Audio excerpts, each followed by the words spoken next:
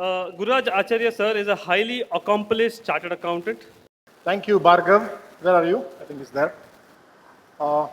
This is a topic which has been very close to my heart and the topic of the season, which is tax audit, along with the changes in the accounting standards and format for the non-corporate entities, financial statements format for the non-corporate entities. I thank the organizers of Bangalore branch for enriching me by having an interaction with the learned audience and chartered accountants of Karnataka.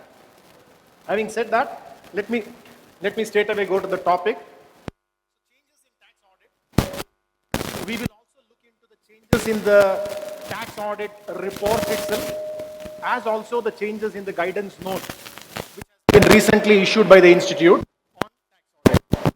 Along with that, we will see the changes in the accounting standards, the changes in the format prescribed by the guidance note for the non-corporate entities, along with the FAQs issued by the Institute of Chartered Accountants of India recently.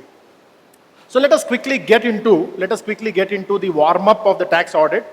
Very importantly, one needs to know whether I am eligible to do the tax audit qualification. 1 point qualification, you should be a chartered accountant holding valid certificate of practice. Disqualifications, am I supposed to be a tax auditor of an entity in which my relative is a director or a partner or a proprietor? The answer is no. If it were to be a company, if I were to hold any shares in the company as an auditor, I cannot be the statutory auditor as well as the tax auditor. Similarly, if any of my relatives are holding shares, one of the disqualifications could be if you are doing any prohibitory services. Any prohibitory services as listed out in section 144 of the Companies Act, which says a chartered accountant, if he is doing any management service, he cannot be the tax auditor or a statutory auditor of such a company. So if you are doing some project reports for the company and raising an invoice saying that I have done a management service, then you cannot be the tax auditor of such an entity. Forget about tax auditor, you can also not do any certification work for such an entity. Now, if it were to be a trust, a charitable trust, where we need to file Form 10B or 10BB, an important point to be noted is, if you have done some contribution, you or any of your relatives, definition of relatives are very relative. I should tell you, definition of relative in Income Tax Act is there in three places. Section, I'm now talking of 1961 itself, in Section 2, in Section 13, and in Section 56(2)(7. For the purpose of 56(2)(10). So we need to see which relative for what purpose. So very importantly, if any of my relative has contributed to a trust or me an amount of 50,000 rupees since inception to date, it is not for the year, 50,000 rupees since inception to date, although the number has got changed from the next year, I would not talk about that. I will stand disqualified from being a tax auditor or giving a certificate for such a trust. So we need to know what are all the disqualifications. Communication with the previous auditor is very important. If there was no tax audit in the previous year, but 4 years ago there was a tax audit done, I need to communicate with the tax auditor of that particular previous year. A point to be noted is, when should I take this communication? When should I initiate this communication? After being appointed or before appointment? What is your view? It is to be informed before taking the appointment. Only in very exceptional circumstances our institute has permitted, let us say in the case of a bank audit or a government audit where time is of essence, then I can accept the audit. I can accept the audit with a condition that I will still seek a communication from the previous auditor. Then the important thing is ceiling on the number of tax audits. How many tax audits can I do? All of us know that 60 tax audits per partner. What got changed? If you look into the one of the change which has happened, they came out with the CA limit on number of tax audit guidelines 2025, effective from 1/4/2026. What are the changes? What is it now? I have 7 partners in my office. So 60 tax audits into 7. 420 numbers of tax audits I can do provided my other partners are not doing any tax audit. So which means the tax audit was, the quota was for the firm and not for the individual. That means I could share the other's quota as far as the 60 number is concerned. A point to be noted is 60 does not include tax audits which I have done for breach of 44 AD and ADA. Presumptive taxes which I do, if there is a breach I have to do a tax audit, that is not counted for the 60 number. So all these days up to 31/3/25, that is assessment year 25/26, I could have done 60 tax audits multiplied by the number of partners as one quota. That means the quota was for the firm. From 1/4/25, I cannot certify more than 60 tax audits. And please note, this tax audit, when I normally say tax audit, any audit done under income tax will be a tax audit. The question that normally is asked is whether section of form 10B, 10BB is also to be considered for 60. The answer is no. We are talking about only section 44AB audits. If we are talking about only 44AB audits, so if I were to sign 80 or 90, I have to restrict 60 and give the balance 30 to another partner, so it cannot be shared between the partners. So the very important point to be noted. One of the reasons I was told this was being done is because there were partnership firms with 3 or 4 partners who are all sleeping partners. And they never used to actually come to the firm, maybe for the sake of bank audits or something they used to do. So one person used to sign 120, 130, taking their quota. So to put a breach, to put an end to that, they have brought in this particular amendment. And one more change which has happened, of course, a very small nominal change on this is, it is now linked to any number of tax audits filed for in a financial year. Earlier it was 60 tax audits pertaining to an assessment year. You know, if I were to sign, let us say 55 of a particular year and maybe 10 of another assessment year, I could have still gotten to it with it. But now what the change has happened is how many tax audit reports you are filing for that particular year. Financial year is the quota and not based on assessment year. So these are the changes in the ceiling on number of tax audits. So we can go with the existing ceiling up to 31/3/25. UDIN, very important. Not only you should take UDIN, you should take an UDIN according to me before you sign. Although you are permitted to take the UDIN within 60 days from the date of signing, I would always say, as a precaution, don't sign any audit reports or certificate before taking the UDIN. And if the UDIN pertains to an income tax audit, you need to upload it in the income tax portal. Otherwise, the document is considered as invalid. The document is not considered as a valid document. Now, 3CA and 3CB. I have highlighted 3CB in red for those of you who can see, for a reason that this becomes the hero for this particular year.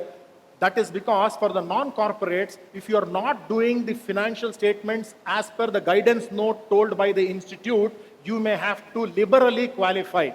I am telling this very, very openly.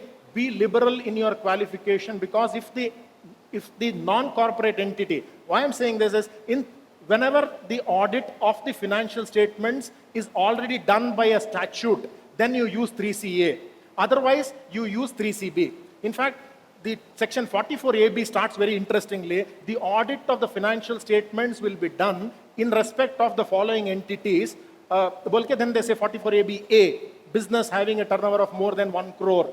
B, profession having more than 50 lakhs. It ends with and says, proviso, there is a proviso. Third proviso to the section 44AB says, in case the audit of such an entity is already done by virtue of a statutory requirement, then you shall not do the audit again, but you shall give a report as may be prescribed. That is prescribed in Form 3CA. Now, why did I talk about this? Is because when you are certifying, there is a clause under which you are doing the tax audit. The clause under which you are doing the tax audit, if you are giving a 3CA, you cannot say, I have done the tax audit under section 44AB, clause A. You will have to use, I have done the audit under the third proviso of section 44AB. Our institute has something called a FRRB, Financial Reporting Review Board, which reviews the financial statements and tells if there are any mistakes in the financial statements that have been audited. Similarly, there is something called the TAQRB, which is Tax Audit Quality Review Board. Now, what this Tax Audit Quality Review Board does is, they pick up certificates or audit reports given under the GST or income tax and finds out if there are any mistakes. They have found out a list of common mistakes. Of course, each mistakes can be different, but one of the largest number of mistakes that have been found out is with this particular clause which says, which is the clause under which you are doing the audit. As far as a company is concerned, where you are giving Form 3CA, you will have to pick proviso 3, third proviso to Section 44AB. That is the item which you need to tick. We have found out that Form 3CA is done, but they have ticked 44ABA. So that is wrong. Now, 3B, Form 3B is where you use it in the case of a non-corporate entity or even in the case of a company. Recently, Niranjan is a good friend of mine. You will notice that when a company is incorporated after 1st of January, the financial statements as per Companies Act has to end on 31st of March the next year. It will be a 15 months balance sheet. However, if in that first 3 months you have done any business, you will have to, of course, file an income tax return. Let us say if the turnover is 17 crores in that particular year. Which form will you use, sir? You will use Form 3CB. So there could be issues in the case of a company also, you may be using 3CB. But generally, we use Form 3CB for non-corporate entities. LLPs are a different animal altogether. LLPs, if they are required to get their books audited, when are they required to get their books of accounts audited? If their turnover is more than 40 lakhs, if their contribution is more than 25 lakhs, or if there is a clause in the agreement that an LLP shall be audited, in that context, the LLP audit of the financial statement has to be done and I have to give an audit report just like a company. In that context, even for the case of an LLP, I will use Form 3CA. Now, coming to 3CB, we have got 5 clauses, wherein Clause 3 and Clause 5 are the mouthpieces where the chartered accountant can give his observation or opinion. Clause 3 is very important. Normally, in the case of a company, whatever qualifications you give in the main audit report, that you give it in Clause 3 of Form 3CB. And Clause 5 is the similar one which you give in Clause 3 of 3CA, which is observations or qualifications with respect to Form 3CD. Now, 3CB, this time, Clause 3 becomes very important. Non-corporate entities where we have to give the format as per the semblance of Schedule 3, I would call it. Just like Schedule 3, whatever format we have to follow. If it is not followed, then I will qualify in Clause 3 of 3CB. Similarly, accounting standards for non-corporate entities have got changed. All these days, until 31/3/24, non-corporate entities were classified as Level 1, Level 2, Level 3, Level 4. From 1/4/2024, that is the first year for financial year 24-25, non-corporate entities have been classified as MSME and large. I have to put it this way, MSME and large. So we will see that a lot of relaxations have been given to MSME non-corporate entities. If such for a large entity or for MSME, non-corporate entity, the accounting standards have not been complied with, again I have to qualify it in Form 3CB, Clause 3. How many sections are there in 3CD? How many sections are referred when we are doing a tax audit report? We have counted it. There are 91 sections from the Income Tax Act, 2 sections coming out of MSMEDA Act, which we'll be seeing it in detail. One more thing is ICDS. If you generally we talk about ICDS as a one animal, ICDS. But what we should actually talk about, Manoj, is IC and DS. IC is income computation coming out of Excel, and DS a disclosure standard coming out of Word. There could be situations where most of our entities, whatever is there in the financial statements, will not have to get changed, because for such non-corporate entities, we may follow the same principles as told in the ICDS. So therefore, there will be no change in the profit on account of income computation and disclosure standards. But please note, we will have to give the disclosure standards. We have to give disclosure. In fact, there are 10 ICDS within the Income Tax Act 145(2), out of which 8 standards require us to give disclosures. So clause 13F of the Form 3CD, you will have to give those eight standards disclosures if you have those elements in it. What I mean is, in case you don't have inventory at all, you don't have to give the disclosure with respect to inventory. But if you have the elements of that, you shall disclose the disclosure standards. One of the things which the TAQRB has noticed, TAQRB or the institute has noticed is, people are not giving ICDS disclosures as required by the standards. Next, we move to revision of tax audit report is a must. All of us know that the due date of filing the tax audit report is 30th of September as it stands. I think KSE and everybody has applied for extension, hopefully. I mean, it should happen. But the due date for filing the income tax return is 31st of October.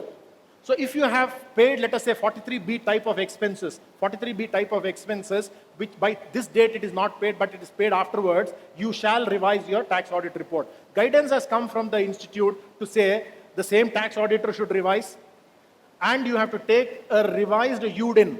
The UDIN that you generate for the next audit report, the revised tax audit report, should be new. These are the points to be kept in mind. SA 700 reporting. We know that, standards on auditing, we have SA 700, 705, 706. There is a format in which we are going to tell the opinion, the basis of opinion, responsibility of the management, and responsibility of the auditor. Now, what is told now in the guidance note is that similar responsibilities have to be fixed even for tax audit report. Who should fill the tax audit report? It should be the assessee who fills the tax audit report. So we say as it is responsibility of the assessee. It is a responsibility of the assessee to fill the tax audit report. And then I go on to say, what is the responsibility of a tax auditor? My responsibility is to audit the tax audit report based on what is my framework, the standards on auditing. And I typically ask this question, can I do a test check? Niranjan, can I do a test check when I am doing a tax audit? For example, TDS. Now the provisions of TDS are TEDIOUS. So can I do a test check when I am doing a tax audit? The question comes because when we talk about a company, the audit report says the financial statements are true and fair. Whereas when we talk about a tax audit report, the conclusion that I give is the contents in 3CD is true and correct. So does it mean that true and correct is has a higher assurance than true and fair? Yes or no? Apparently it looks yes, because maybe correct is more correct than fair. Okay? But having said that, according to the standard on audit, there is no such thing as absolute assurance. Everything is a reasonable assurance. There is an audit risk, and therefore we are saying there is an audit risk, and therefore you can at most give a reasonable assurance, a limited review, limited assurance, a reasonable assurance, but can never give an absolute assurance. An absolute assurance is possible probably in certificates, but not in an audit report. Not in an audit report. So therefore, our institute has told that you can do test check, provided it is not possible for you to do the entire population audit using some systems. For example, 40A3 or 269SS, you can ask the system to tell you the exceptions. But 40A1A, it is not possible for the system to tell you the exceptions. So therefore, what happens is if you can rely on the internal controls, the internal audit, how the governance is flowing through in the company, and then you can follow the standards on auditing, which permits you to do test check. Now, if you have done a test check and use the word true and correct, there is an expectation gap. Sir, there is an expectation gap from the department. The income tax department may say, since you said everything is correct, I feel that whatever you have told is correct, and tomorrow if there is any mistake in the tax audit report, I will hold you responsible. So therefore, our institute says, ask him to fill. This time in the guidance note on tax audit 2025, institute has very clearly given the steps how the tax audit report has to be filled in. First, the assessee fills in, then comes for the auditor for audit, then the auditor uploads it, and then finally the assessee accepts it. Of course, what has been put is what we actually do it in the office. But a couple of things is very important. Guidance note 2025 BPRO, sir, is very interesting. This time they have put in one word saying that while the tax auditor verifies the tax audit report, everywhere, earlier guidance note said when the tax auditor fills in the column, that means it was the responsibility of the auditor to fill in. So now every place they have changed it while verifying the tax audit report, So which means the tax auditor responsibility is made very clearly known to the department through our guidance note, as well as by putting the SA 700 wordings in the clause 3 of 3CA or clause 5 of 3CB. You shall put form the SA 700 contents. One of the mistakes found out by TAQRB is that a lot of people are not putting SA 700 contents. Now, where is this SA 700 customized for tax audit? It is there in the guidance notes. Please copy it and paste it. So that's what is very important. Audit documentation, very, very important. This year, peer review is the mantra. Even if you want to get a branch audit, even if you want to get a bank branch audit, you will not get it unless you are peer reviewed. So what are the documents that the peer reviewer would look like? Appointment letter, acceptance letter, engagement letter, and MRL. I have to stop this. Engagement letter and MRL, this time for the first time, they have given it in the guidance note itself. Guidance note of tax audit report. They have given an engagement. It was there in the standards on auditing generally while you are engaging. But specifically for tax audits, using the specific sections and the wordings as required in Form 3CD has been culled out and put in the guidance note on tax audit report. Engagement letter and management representation letter is there in the guidance note. Then, of course, other documents you have to maintain. Yeah, this we have seen. Yeah. What are the notable changes? What are the notable changes in the guidance note 2025, which was released on 30th of July? Exactly 1 month before, sir. Exactly 1 month before, 30th of July, they have released this. Reference has been made to the ICAI guidance note on financial statements. You know, for the first time, those of you who have remember in the guidance note, there used to be a prescribed format for non-corporate entities in the guidance note on tax audit report. They have removed that because there is a new guidance note for non-corporate entities. So they have now given guidance note reference on the financial statement of non-corporate entities and guidance note on financial statements for LLPs. Generally speaking, an LLP is also a non-corporate entity, but when it comes to format, there are certain changes in the LLP format because the wordings are, for example, contribution is very unique to LLP. So therefore, they have given two guidance notes. One is for LLPs and one is for other non-corporates. So we have to have two guidance notes, but generally 99.99% it is the same, except for certain terminologies specific to LLP. I told you that guidance note makes it abundantly clear that it is the assessee's responsibility to fill the tax audit report. One interesting thing, what I got to know is, Naveen, I saw you say, yeah, good. Naveen, one interesting thing is the tax auditor uploads the tax audit report, and the assessee accepts it. Now, which is considered to be the date of filing? It has to be filed before 30th of September, right? If it is filed before up to 30th September. Now, I'll give you a case. The tax auditor has uploaded it on 30th September, but the assessee has accepted it on 7th of October. Due date has not extended. Okay, we are in that scenario. Is there a delay in filing? Yes or no? Yes or no?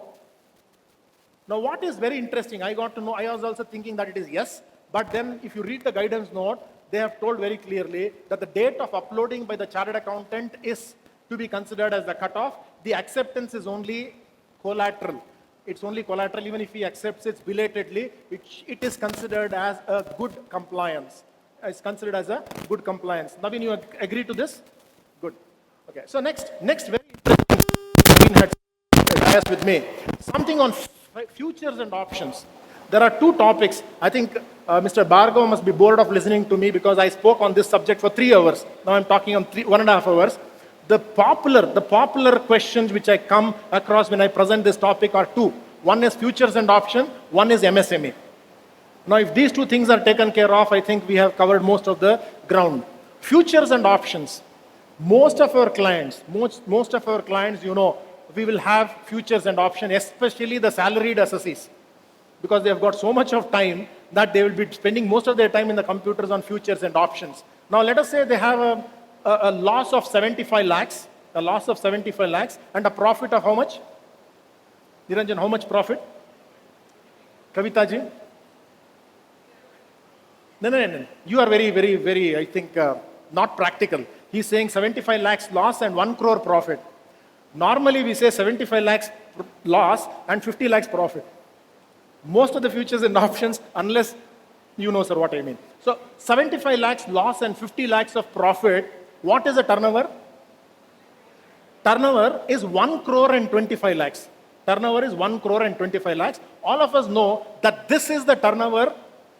Yesterday I was in Visakhapatnam talking on the same subject, and Nara Lokesh was the chief guest, and he mentioned that I wanted to do CA. And somebody had warned me, if you go to do CA, you will never pass, and therefore don't do CA. So the point I'm saying is, if he heard me talking like this, 75 lakhs of loss and 50 lakhs of profit, you merge it and call it as turnover, he says, Nimigella suttidodogide. I mean, this is very strange to say that 75 lakhs of loss and profit to some total, and it becomes turnover. That is what the chartered accountancy teaches you. I don't know. Anyway, what they said is, this is for the limited purpose of arriving at the turnover, for the purpose of arriving at the cutoff of doing whether tax audit is required or not for any other purpose. Not for any other purpose. This has been told right from the beginning.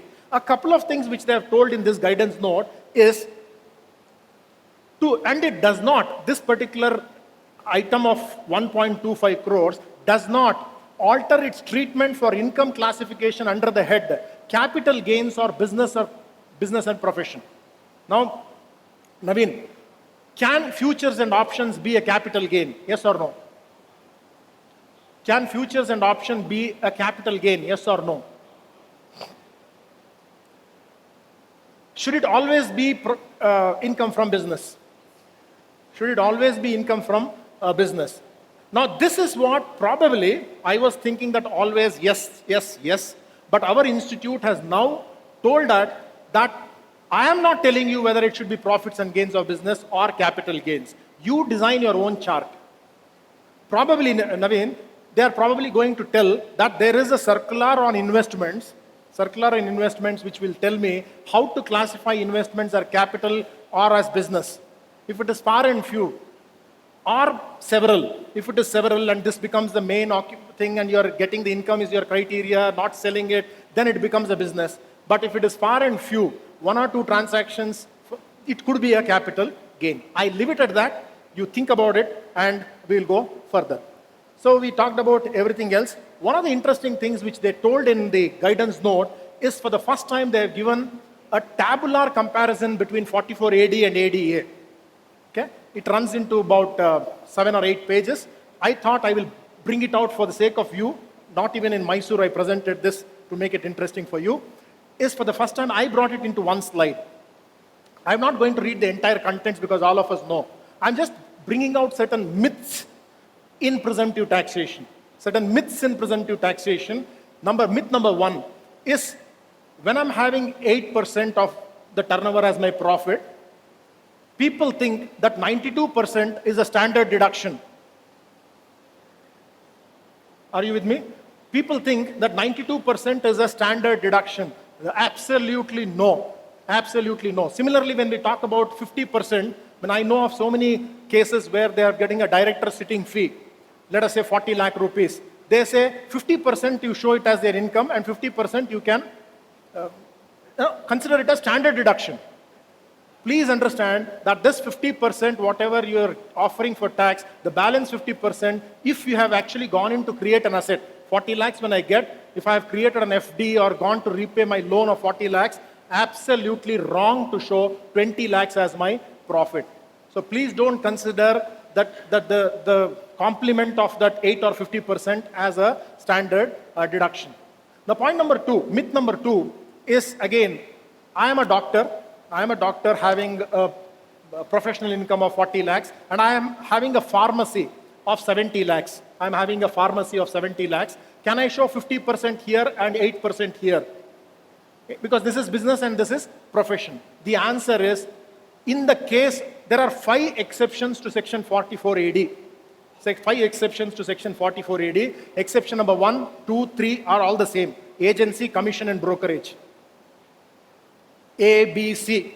Very easy to remember. Agency, brokerage, and commission. The other two are transporters, 44AE. And in the case of a person carrying on a profession as told under 44ADA. So which means in the case of a person who is carrying on any profession, I cannot show any business income under section 44AD. So these are the couple of things which I thought we should talk about. Maybe for the sake of this session, which I did not tell you in Mysore also to make it interesting for you, is let us say, Ravindranath, let us say I have income tax in a 44AD case. Can income tax be claimed as an expenditure? Can income tax be claimed as an expenditure? In the case of a, let us say, a 44AD 70 lakhs case, 70 lakhs case, 70 lakhs is my turnover, I mean. I will now show 35 lakhs, of course, 8% of 75 lakhs is my profit. And within the expenditure, I will have to show the real expenditure also. I'm saying generally we maintain books of accounts, but not showing it to the department. Now, having said that, income tax paid, can I claim it as an expenditure within that 92%? Yes or no? Why no? Naveen, point for you to do a research. I did a research, very simple. Now let us ask this question. 40A3 disallowances, is it applicable to a presumptive case? Yes or no? No, right? 40A1A TDS, is it applicable to a presumptive disallowance? Applicable? Yes or no? May not be applicable, but be careful about Chapter 17B. If it is where to be a partnership firm, TDS has to be done, but 40A1A disallowance will not apply. Now, where is this telling? Who tells me that income tax is not an allowable expenditure? Section 40 clause small a3 tells me that income tax is not an allowable expenditure. If 40A3, 40A1A is allowable within that 92%, Manoj, can you claim this income tax as an expenditure? Instead of now debiting it to debiting it to capital account, you can royally debit it to your P&L account, and your 8% is after all this. Because what they say is provisions of section 28 to 43C is not applicable, which means, Naveen, are you with me? Thank you. So 40A3 is restricting for everybody else, but not for the purpose of a presumptive taxation. So these are the points I thought I will talk to you. Next, let's go further. Earlier guidance note in 2023 continues even now. I'll just pass through quickly. So BP Rao sir is a partner in BP Rao and Associates, and company, and he is getting a salary and interest of 1.75 crores. Correct, sir? 1.75 crores. Now, should he get his books of accounts? Firm BP Rao and Company gets its books of accounts audited. Now, should he get his books of accounts audited? Yes or no? Because he is a professional getting income from business. Although it is salary or interest, it is taxed under income from business. Should he be getting his books of accounts audited? Yes or no? Why no, sir? Yeah. Until this particular High Court decision came, in the case of Perizad Irani in 2022, I was getting my individual, like you, sir, books of accounts audited. Because more than 50 lakhs business income I had to get. But High Court of Bombay was generous enough to say that you are not doing a profession or business independent of your firm, so therefore you don't have to show. You don't have to get your books of accounts audited. From there, I stopped paying my audit fee. Yeah. See, the point is, when everything else fails, use common sense. Use common sense. But common sense has become very uncommon these days, especially with income tax. Now, having said that, they have, in the guidance, and please note that this has the blessing of our institute also. Our institute also is telling that you don't have to get your books of accounts audited in this particular context. They have given various warnings as to what are all the mistakes that are being done in the normal tax audit report. Not reporting clause SA 700 paragraphs, reporting clause of 44AB not properly selected. You remember A, B, C, D, E. For a 3CA, you should refer to third proviso to section 44AB and not 44AB clause A. Generally, in the case of a company, if you are doing a company audit or wherever audit is being done using Form 3CA, you shall report the clause as third proviso to 44AB. And books of accounts prescribed. Clause 11 says, are books of accounts prescribed to you? Please note, always the answer should be no unless you are a doctor. Only for the doctors, medical profession, books of accounts have been told, correct. Okay? ICDS we talked about. And 50C, 43CA, you will have to activate that particular clause only if there is a breach. That means if your actual guidance value is 1 crore and you have sold the property at 1 crore 20, you don't have to report anything. Only if you have sold less than the breach, you shall report. Fixed assets. Additions in the fixed assets as per tax audit report and the financial statements are not reconciled. The additions shown there are different and shown here could be different because of so many reasons, but they say you should have to give a reconciliation. ESI PF. There are ESI PF debited in the P&L account, but they have not shown it in the tax audit report. Contingent liabilities. When I say contingent liability, the clause asks, are there any contingent liabilities debited to P&L? In fact, if you did that, it is a mistake as per AS 29. But if you did not, having debited any contingent liability in your P&L account, then you shall only show it. If there is a contingent liability which has been disclosed in your notes to accounts, you shall not show here. Then I go forward. Yeah. I think I can skip and go forward. Yeah. We come to a very important slide here, which talks about changes in tax audit report. 3CD has got 9 changes this year, which came out on 28th of March 2025. 9 changes. I will deal with only 2 changes primarily because others are very, very cosmetic changes. Clause 12 deals with whether P&L account includes any profits and gains accessible on presumptive basis to include reference of section 44 BBC, which deals with the special provisions for computing profits and gains of business of operating cruise ships of non-residents. Kavitaji, are you dealing with cruise ships of non-residents? Then I will not deal with this. Omission of redundant sections, section 32AC, 32AD, 35AC, 35CCB. If none of these sections make any sense to you, don't worry about it. Okay? Next, dealing with, clause 21 is important, dealing with amounts debited to P&L being in the nature of capital, personal, advertisement expenditure, etc., to include certain expenditures. So clause 21 primarily deals with section 37 of the Income Tax Act. What is section 37? Any expenditure not allowed from 30 to 36 can be claimed under section 37 provided it is incurred exclusively for the purpose of business and it is not a personal expenditure. It is not CSR. It is not capital expenditure. Then they give out explanation. One of the explanation is it should not be in the nature of a penalty for violation of any law in India or outside India. And it should not be an expenditure which income to the other person, if it is a benefit or perquisite which when given, is actually barred from the other person receiving it.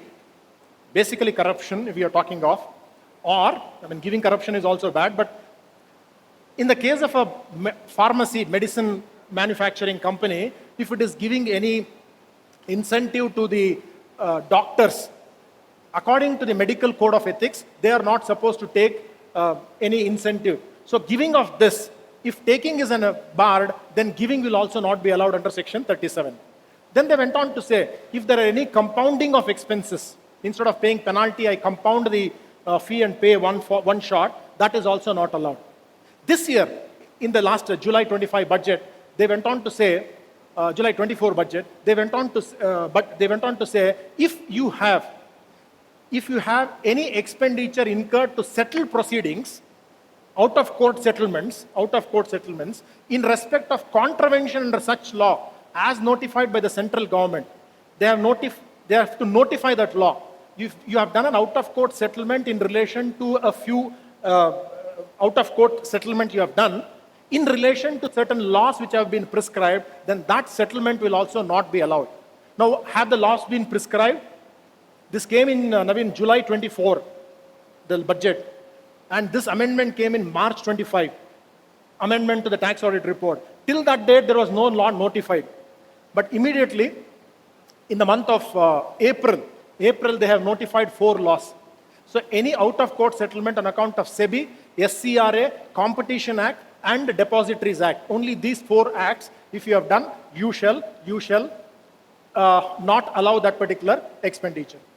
Let us spend some time in clause 22. Clause 22. Very big amendment and very, I should say, very troubling amendment. I will talk about that. What is it pre? All of us are very clear in short. MSME. MSM. Please close this. Micro and small enterprises are given preferential, have to be given preferential treatment when it comes to payment.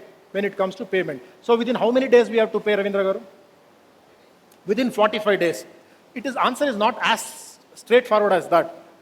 Okay? What we have to do is, we have to say whether we have an agreement with the person or we don't have an agreement. If we don't have an agreement, it shall be paid within 15 days. If you have an agreement, you shall pay him within the agreed period, which shall not be more than 45 days. So now we are clear about the cutoff. No agreement 15, agreement means maximum 45 days, agreed period or 40. So we have the cutoff date. According to the MSMEDA Act, you shall pay him within the agreed period. If you pay him beyond the agreed period, you shall pay him an interest at the rate of 3 times the bank rate. 3 times the bank rate. And that interest what you pay is not allowed for income tax purposes. Now who tells this? Who tells this is not allowed for income tax purpose? Section 23 of the MSMEDA Act tells me that this interest which you pay is not allowed for income tax purposes. Now that is what is called earlier also, amount of interest inadmissible under Section 23 of the MSMEDA Act. Then, or any other amount not allowable under Section 43BH of the Income Tax Act. Now what is 43BH? All of us have very clear that even if there is a delay intermittently between the year, as long as you clear, income tax has been very benevolent. Now say intermittent differences, that is the problem of MSMEDA minister. As far as the finance minister is concerned, you hold up to 31st of March, check if the due date is over, then disallow. If the due date is still available to you beyond 31st of March, up to the due date of payment, if you made the payment, it is allowed. Otherwise, it will be allowed in the next year. We are clear about this. So any amount not allowable under Section 43BH of the Income Tax Act 1961, maybe last year I would have come to 10 lakh rupees. Now superimpose this last year, what you would have done with the revised scenario.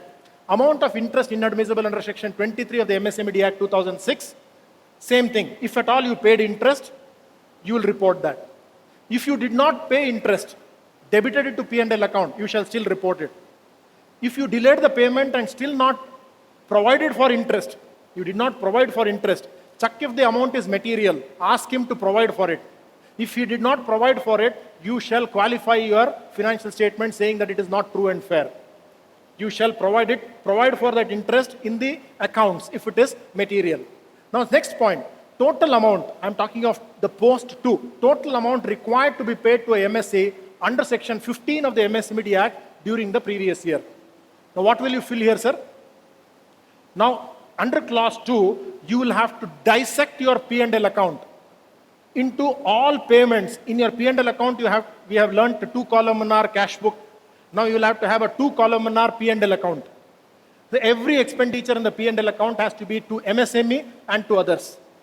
Now if it is MSME, that is the sum total of that is what you have to show, required to be paid.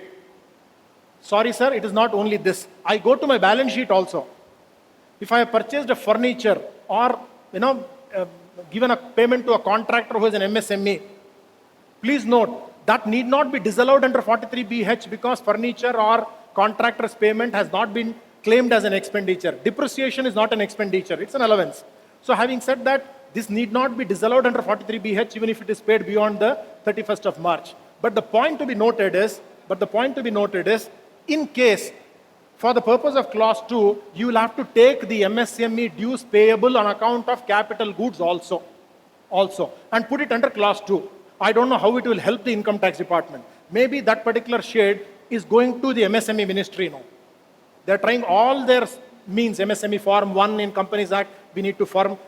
Now this also. The clause 3, of the amount referred to in 2 above, amount paid up to the time given under section 15 of the MSMED Act. Now you remember, going back to my example due date, the due dates have been told under section 15 of the MSMED Act. That means if it is paid within, if there is no agreement 15 days, if it is agreement not more than 45, that is a due date. Paid within the due dates intermittently, exactly on date, you will have to put clause A, 3A. What is 3B? 3B is not the difference between 2 and 3A. Please note, it is not the difference between 2 and 3A. 2 minus 3A is not 3B because it says not paid up to the time given under section 15 of the MSMED Act. I'm just giving an example. In clause 2, you will put 2 crores. Okay? And what you paid within due date is 1 crore 25. So under clause 3A, under 2, you will write, what is the example? 2 crores. In clause 2A, you will write 1 crore 25.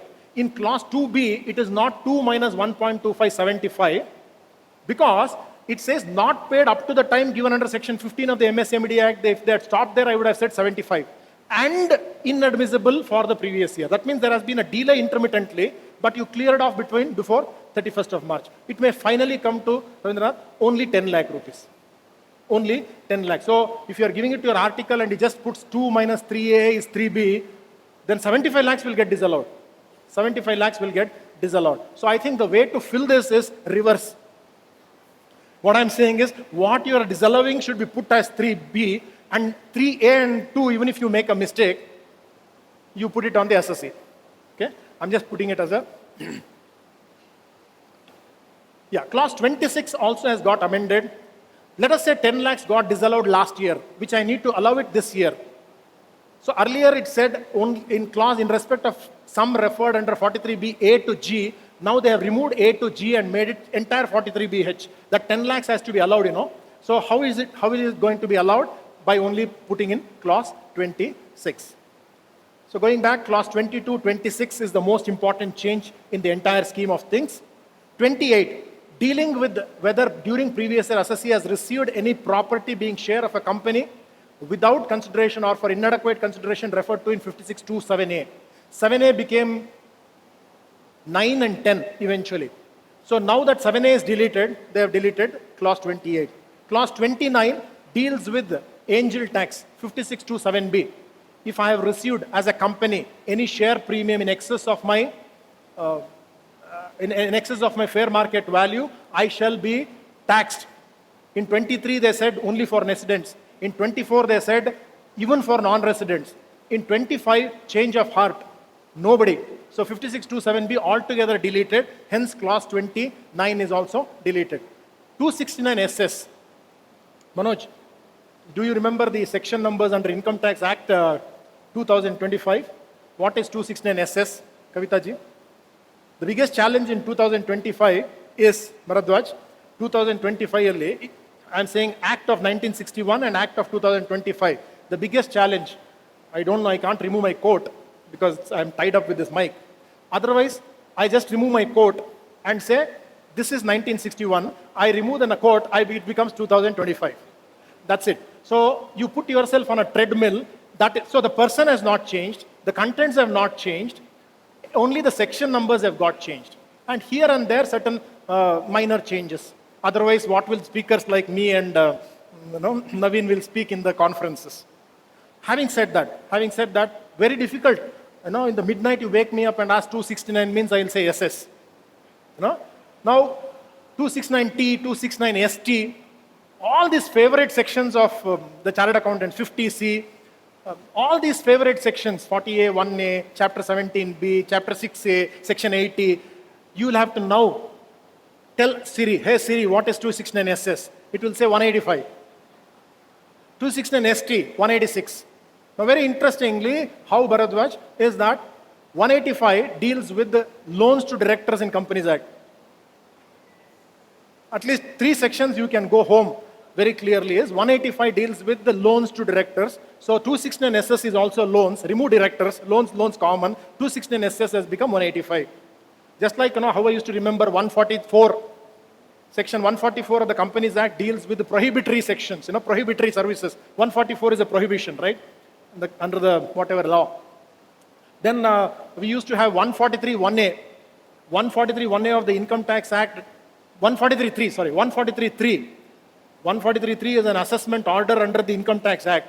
Under Companies Act, 143(3) is the audit report, which the auditor finally gives. So similarly, 185 is 269SS, 269ST is 186, 269T is 187. So 3 sections of 2025, you know.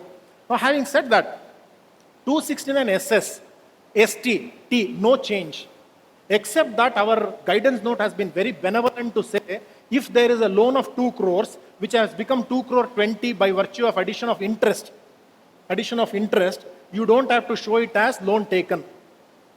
Until last year, we used to say loan taken. I mean, even interest. Ashok is here. Ashok, in our office, we used to debate 20 lakhs loan taken. I had to show in the 3CD as loan taken, otherwise than in account paid check or account paid draft. It is not a loan taken, but 2 crores has become 2 crore 20, you see. 2 has become 2 crore 20. So therefore, I had to show it as taken otherwise than. Then the next question is, does it involve disallowance and, does it involve a penalty under section 271D? The answer is no. If there is no penalty, what is the fun in reporting?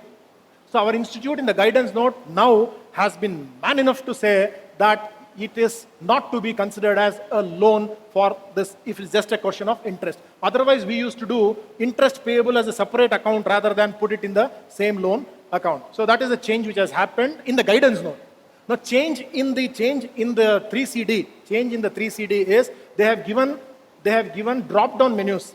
Have you taken it in cash? Have you taken it check, account paid check, journal entry, goods. So many things have been told there. So you have to tick the, click the appropriate thing. Amendment to disclose buyback receipts. Now buybacks, we know that it has got shifted to the receiver only, not in the company. Accordingly, changes have happened. So that gets me to the end of topic 1. So we move to the next topic, accounting standards for non-corporate entities.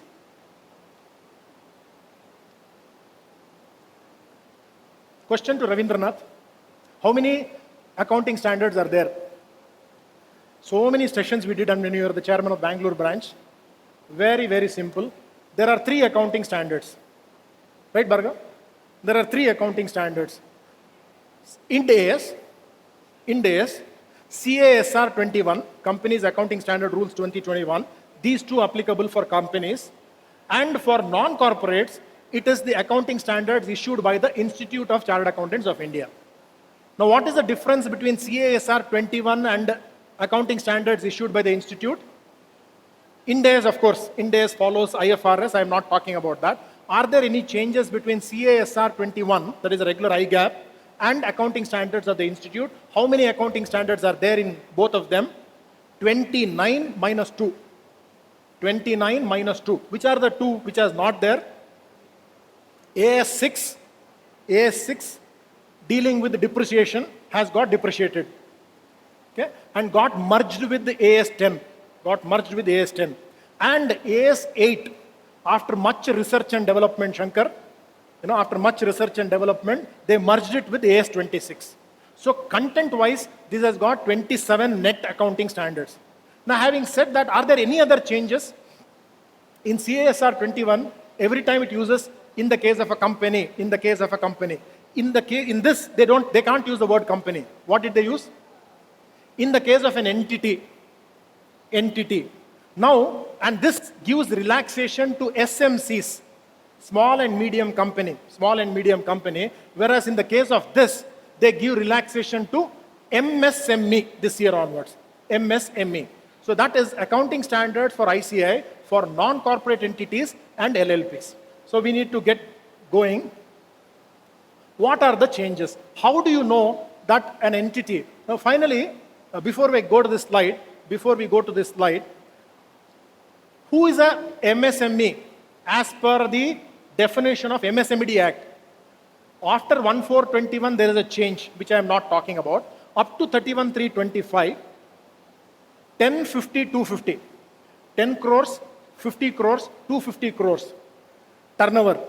And 20% of that, 2 whatever, 50 cut 20% is 10 and 250 cut 20% is 50. So that used to be the return on value of income tax return on value of plant and machinery.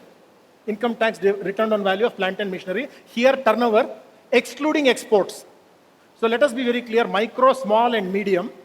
I forget medium for the purpose of MSMED Act, forget medium, so I'll have micro and small. So my general definition is, if my turnover is less than 50 crores and my investment in plant and machinery, WDV under income tax is less than 10 crores, then I am eligible for priority payment. I am eligible for priority payment. So 50 crores and 10 crores. 50 excludes exports and WDV of income tax excluding certain machineries. For example, MSMED Act does not include storage tanks, DG sets, certain tools are not considered as plant and machinery. We are very clear about that. The normal questions that can come for 43BH, I thought I should talk about that. 43BH is, what if the supplier happens to be a trader? He has got an Udyam registration. The answer is, the priority payment is, and for all tax purposes benefits, is only if the supplier happens to be a manufacturer or a service provider. A trader does not get any tax benefit, including under section 43BH. Then why the hell is a trader given a Udyam registration? Now why the hell is he given a Udyam registration? Just to confuse you, the answer is no. I have some bankers from Karnataka Bank. Where are you, Raghavendra? Okay, so having said that, in the case of a bank, we have to lend certain percentage to agriculture, weaker section, MSME. MSME is a priority sector lending. MSME is a priority sector lending. I have to lend that much. So for the purpose of bankers, the traders are also considered as micro, small and medium enterprise. Now question number 1 on MSME. Question number 2 on MSME is the chartered accountant's fee, which I have provided for on 31st of March. I am a MSME, I am a MSC service provider. Should it be disallowed under 43BH? Yes or no? If you disallow, the client will say, why did you provide for it? Okay? The normal answer that I can think of, please read one very good article which came out in BCAJ 2 months back, which went on to say, and I agree with that particular article, that any year-end provisions which were otherwise allowable, should not be disallowed under section 43BH. The next issue with respect to MSME is, what if the MSME happens to be a contractor and my terms say retention money 10% will be paid after 1 year? What is your view, madam?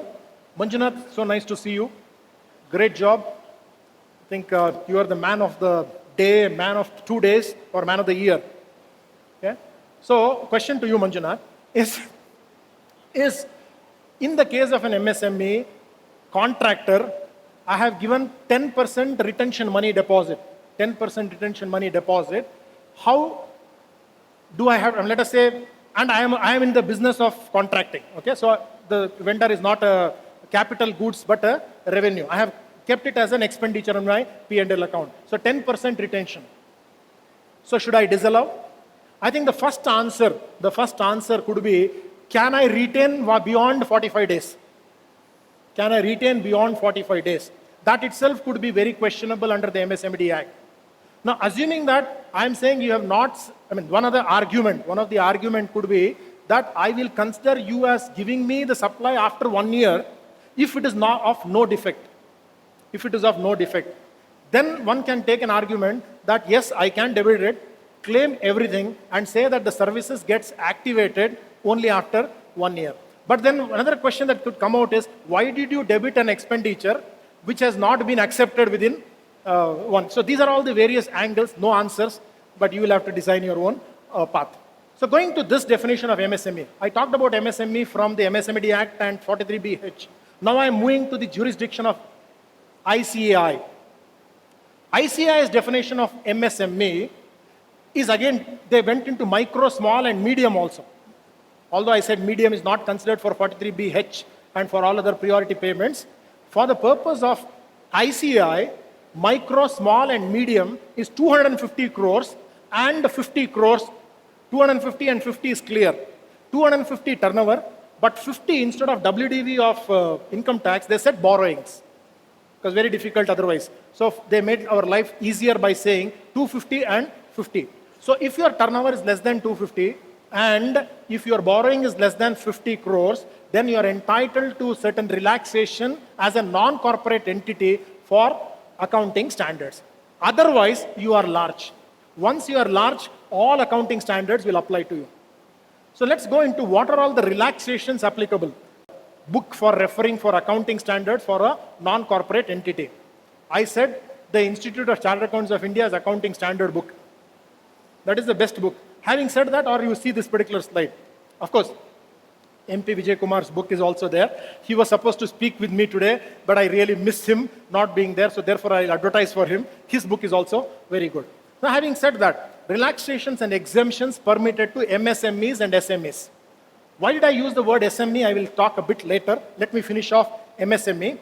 Full exemption for a non-corporate entity being less than 250 crores of turnover and 50 crores of borrowing is AS3, cash flow, AS17, segment reporting, AS20, earning per share, and AS24, discontinuing operations. Then they say the one in brown, AS14, 21, 23, 25, 27, being amalgamation, consolidation, accounting for investment in consolidation, interim financial statements and joint venture, respectively, are generally not applicable to non-corporate entities. Therefore, you can ignore. However, if they are there, you comply. In addition, they said for an SME, now this is my definition, SME is not there in the institute's material, but I introduced the concept of SME because we are used to SME in 43BH, but that means 50 crores of turnover and 10 crores of borrowings now. If you have less than 50 crores of turnover and less than 10 crores of borrowings, then you shall also not be, you are not required to comply with related party transactions, AS18 and AS28 on impairments. A great relaxations given to non-corporate entities. Partial exemption with respect to AS15.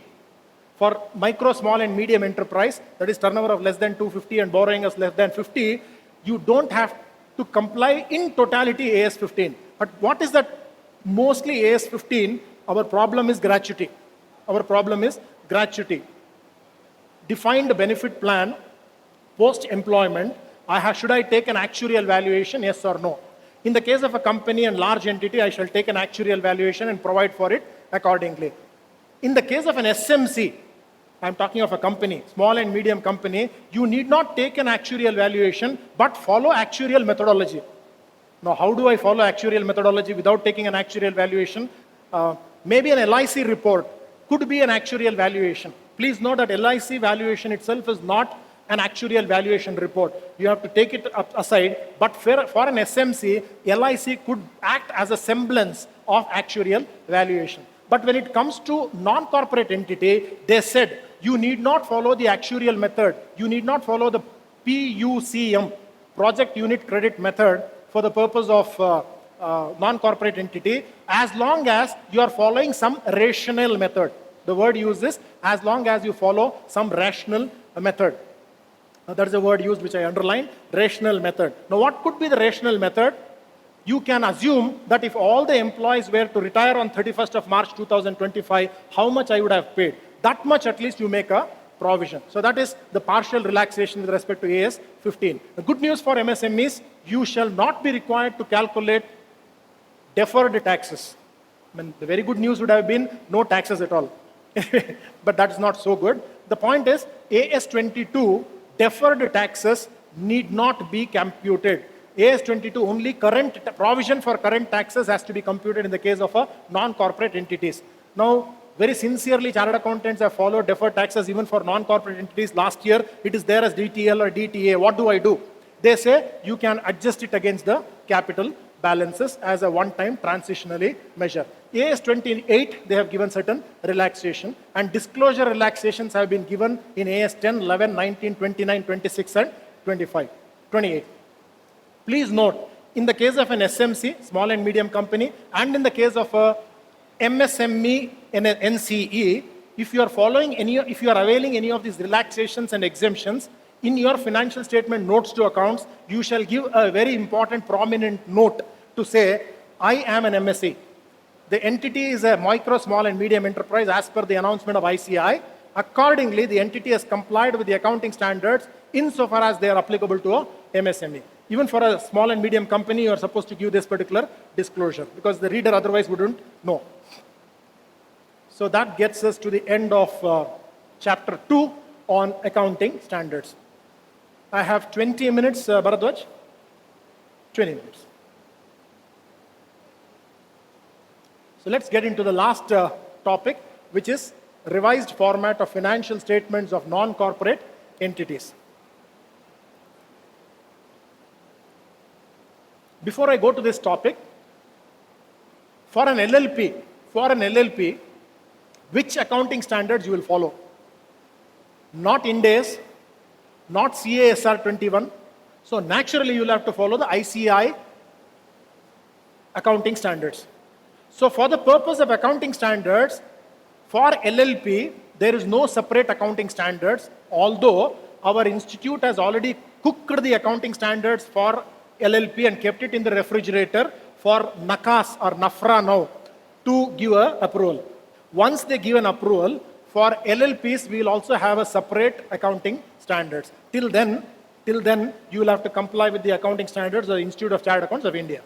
Having said that, when it comes to the format on financial statement, non-corporate entities, I already told you, there is a separate guidance note. There is a separate guidance note for non-corporate entities and guidance note on financial statements for LLPs. So two different guidance notes we have. Earlier we had a technical guide. So technical guide is here. Guidance note is here. Standards are here. I hope I made the thing very clear, Shankar. Technical guide is so here in terms of compliance. Even if you don't comply, nothing to lose. Standard guidance note is here and standards are here. That means a guidance note is as good as a standard. Standard means you shall follow accounting standards and standards on auditing. When it comes to guidance note, you shall follow unless you have a reason to differ. You must give a reason why you are not complying with the guidance note. Okay? So it is as good as a standard. Is it as good as a standard? So the next question is, for a charitable organization, should I follow accounting standards? Should I follow accounting standards for a charitable organization? The answer that is told by the institute is, check whether the charitable organization has got any business activity. If any part of the non-corporate entity, including a charitable organization, has business connotation, then you shall comply with all the accounting standards, depending on whether it is a MSME or large. However, when it comes to non-financial statements, there is a technical guide on accounting for not-for-profit organization, that is charitable organizations. That has not been withdrawn. So you shall comply with this technical guide and not necessarily comply with the guidance note. So when is it applicable? The revised format, all of us know, for financial year 24-25. Is it mandatory? Bharadwaj, this question is to you. Is it mandatory for a non-corporate entity to comply with the financial statements?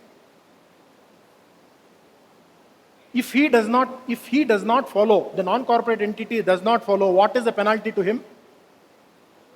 That's what I'm saying. There is no penalty for a non-corporate entity. It is only on the chartered accountant who is auditing.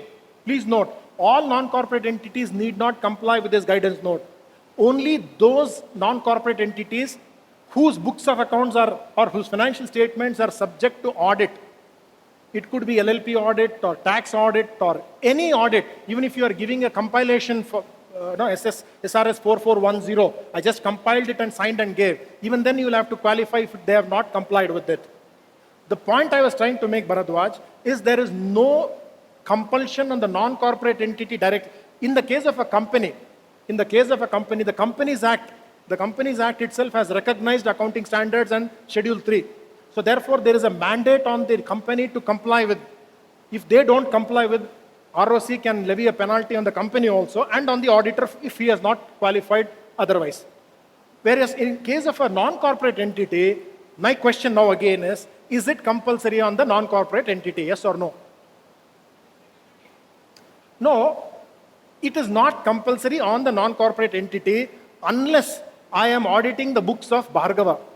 Look at this. I am auditing the book of Bhargava. Bhargava is a chartered accountant. And for him, this will be compulsory. I cannot say it is not applicable. Who are you? So I'm just trying to say that please prepare your own financial statements. Start with that, Manjunath, this is what I keep telling. We are practicing chartered accountants, Alva.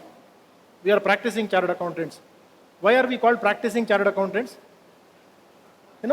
Practice makes a man perfect. When will you be a perfect chartered accountant? When will you be a perfect chartered accountant? I don't know. The reason there, please understand, practice makes a man perfect is not that practice that we are talking of. Practice what you preach. Nadadante nudi nudidante nade. So, practice what you preach.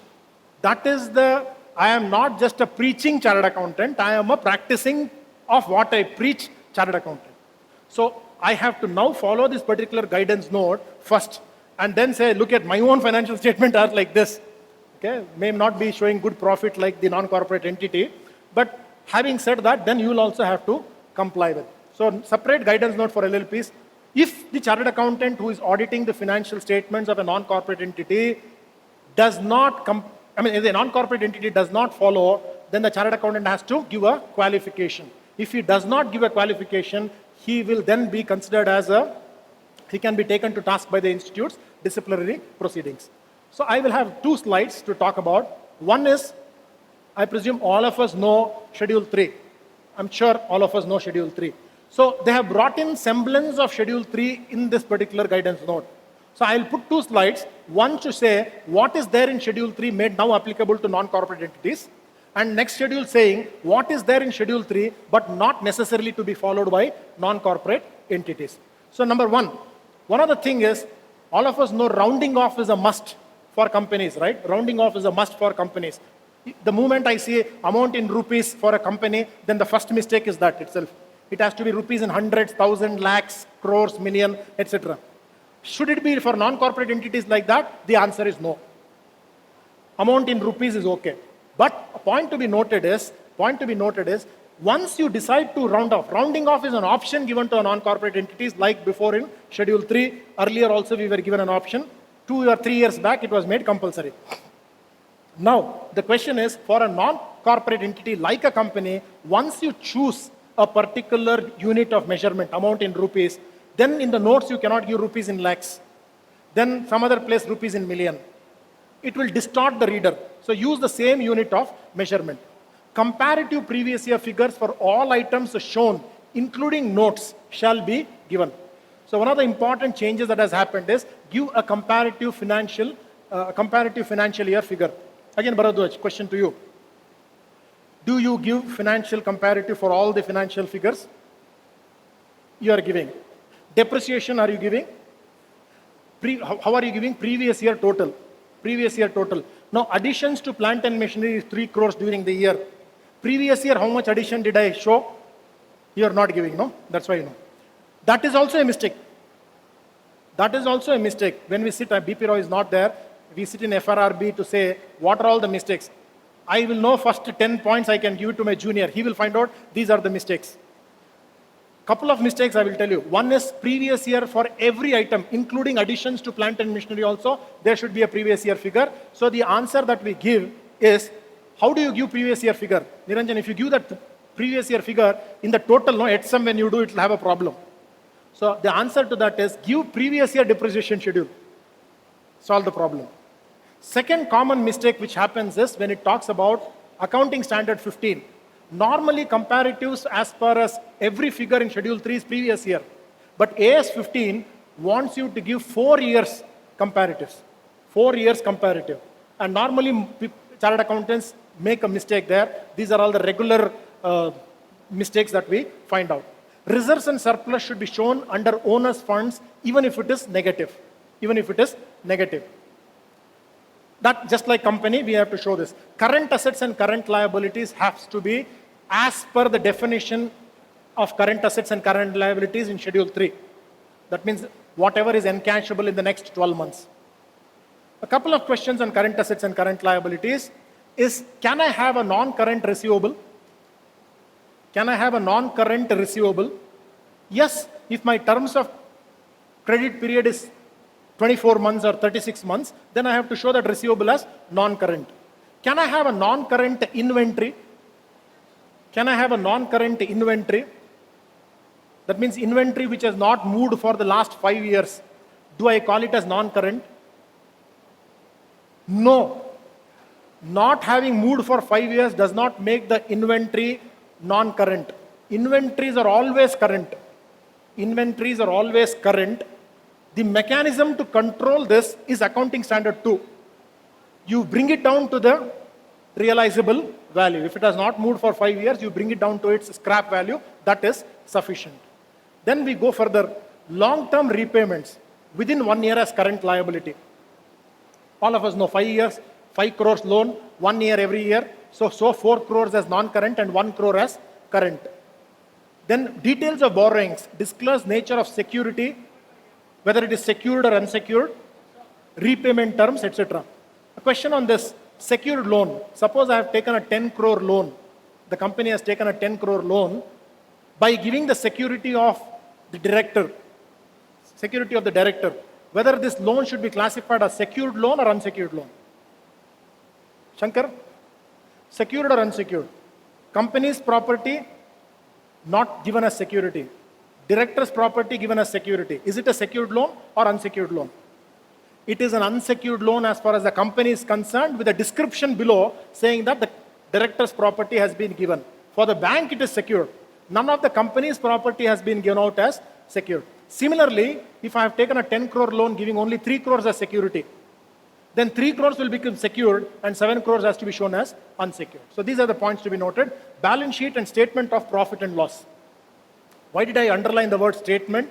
Mostly people use, I have seen chartered accountants using balance sheet and P&L account. P&L account. When there is no accounts in final accounts, you look at this. We learn final accounts and there is no account in final account. You cannot use the word account. It has to be balance sheet and statement of P&L. If you use anything else, it will be a technical mistake. Comply with accounting standards. One of the biggest challenges in complying with the accounting standard 10 is you have to have gross block, accumulated depreciation and net block.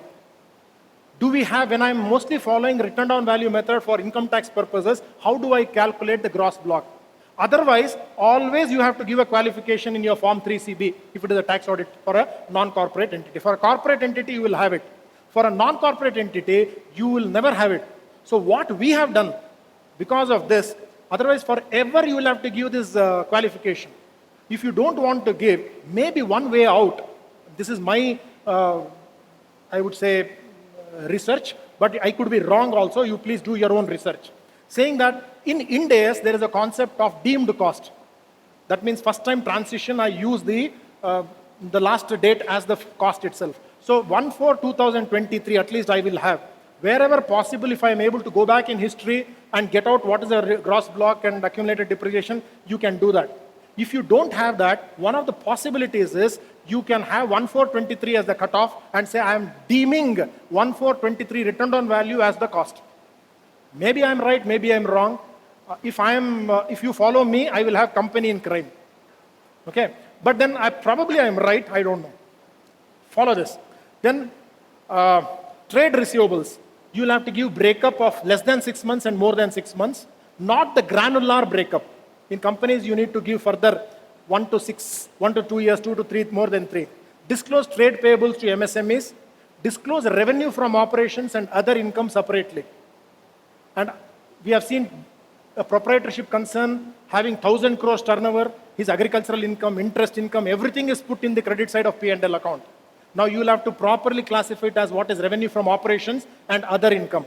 And under other income, you will have interest income, dividend income, and non-operating income, net of expenses.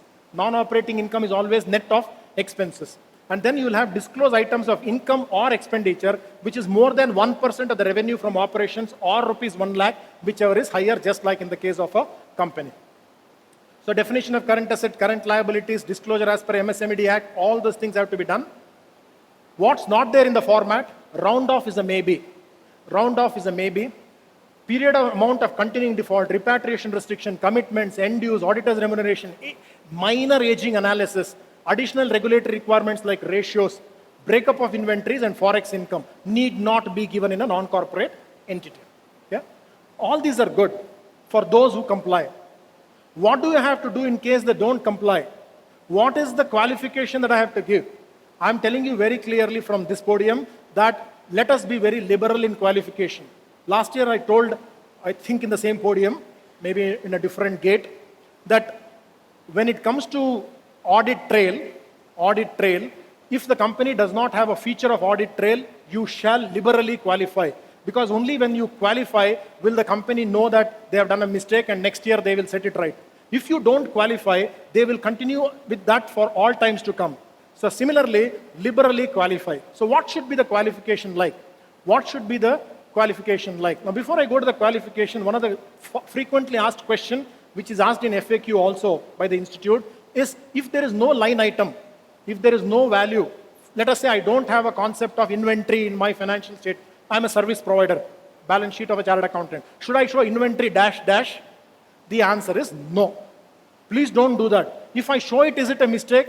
I would say yes. Because you are putting in unnecessary information in the financial statement, which is not there to you just to distort the, where I should go to, you are not allowing me to go there. So that is a point that has been told by the institute. Yeah, how do I give a qualification? This is an illustration, please note, for an LLP. For an LLP where I am giving the main audit report, which is not in the format prescribed, I will say, in our opinion and to the best of our information, based on the basis of qualification, I am giving the, it is true and fair except for the following. The financial statements of the entity, again please note, this is my wordings, not the institute's wordings. I may be wrong.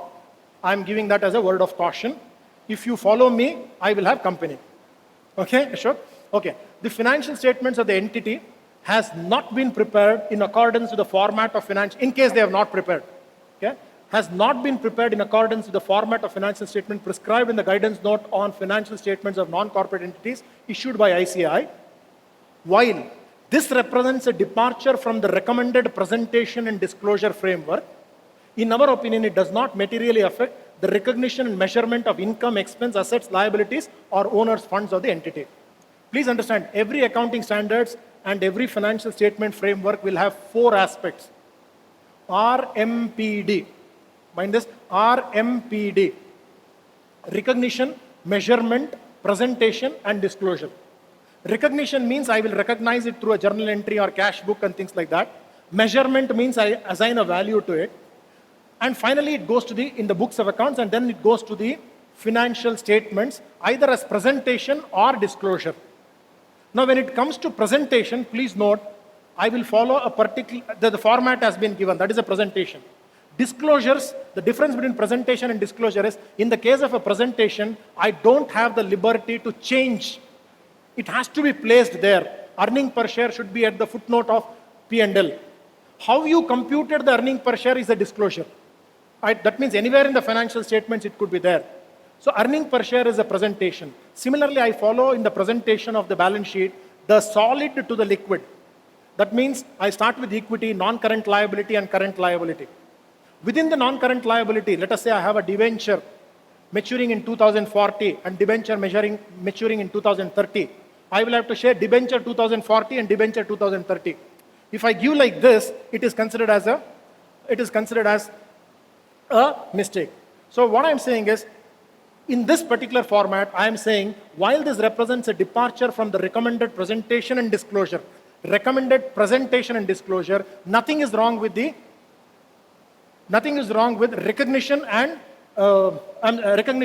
measurement.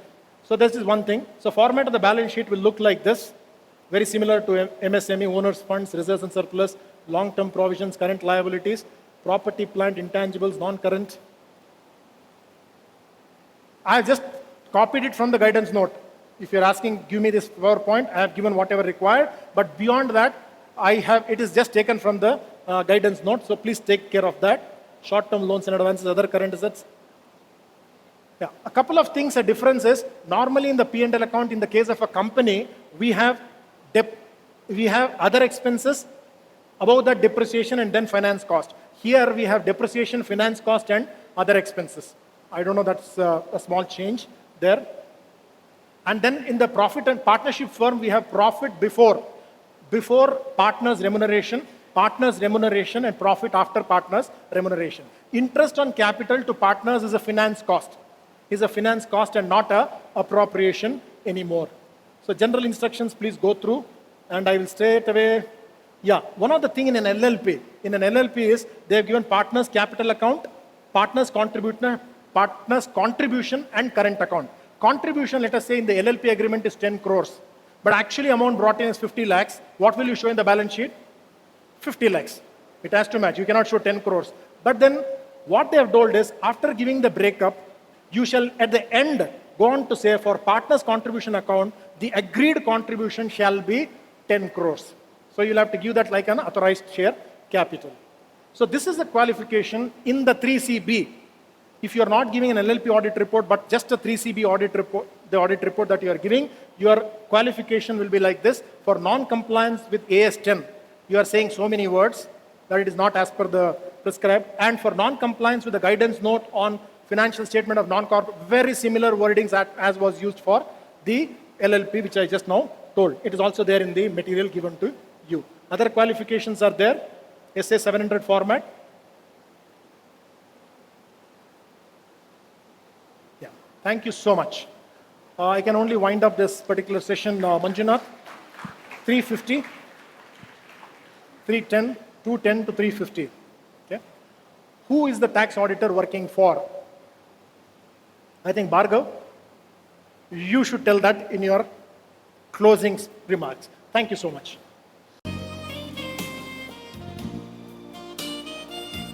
A truly inspiring session today, the second technical session. Thank you. Bhargav. Thank you, CA Bhargava, for presenting the memento.